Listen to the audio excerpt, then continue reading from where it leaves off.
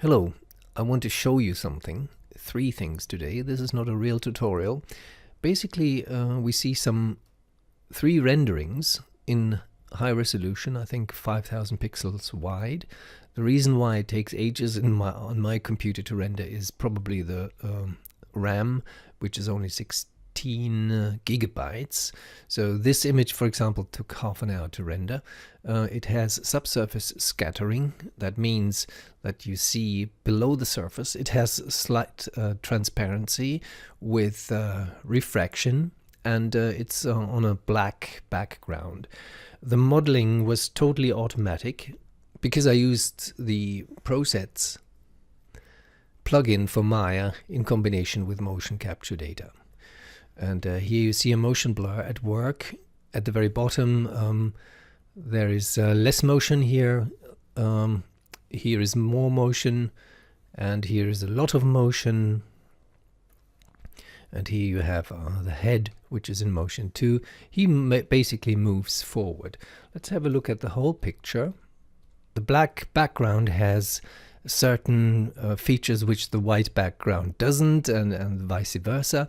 For example, this part here is very interesting. I got this light here by just rotating a Skydome which is working in the background, and I applied an HDR image to the Skydome and made it invisible for rendering, but it applies its color change. This is like a reflection of the sky. The sky would be typically up here, so it works on that geometry. It's an Arnold standard surface shader with sort of a blood texture. So it's semi-transparent, and it has that very, very subtle and very, very nice subsurface scattering. Next image is this one. I rendered that on a much slower machine last night. It took 45 minutes. It's 5000 pixels wide, and this is what it looks like. So it basically shows the Earth, and I deformed it with showing the continents, North America, South America in this case, using the Prosets again.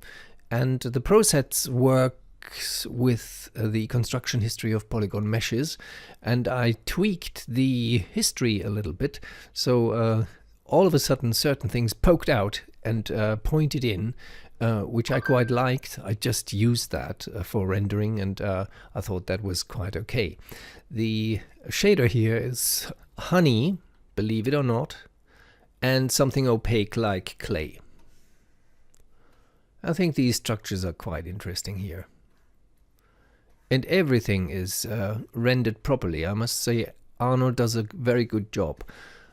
Here we have two lights, the surrounding light with an HDR image map to it, plus yellowish, I think it was an area light.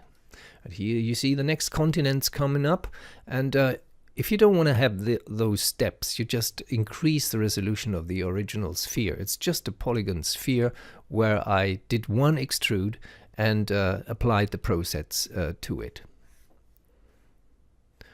Okay, and the third image, it took longer to render, I think, maybe an hour or so, or maybe 2 hours. I can see why that is. You see all the details here, which are just marvelous. Same light source, an area light in a yellow tone coming from the top right. And here you see the extrusions I did. And I did only one of them, really, a random one, just somewhere in the middle of that sphere. And Prosets applied it to so many thousands and thousands of little spiky things. Look at this detail here. It's all geometry. It's not a displacement map or anything. It's just a real rendering of real geometry. Every little single one of this.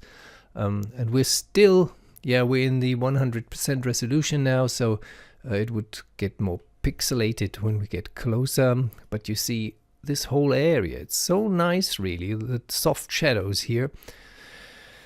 So basically what I wanted to tell you is use your computer when it's idle anyway.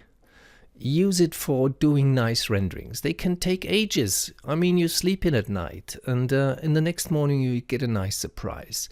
And if you're more into rendering animations, render an animation. And have a good day.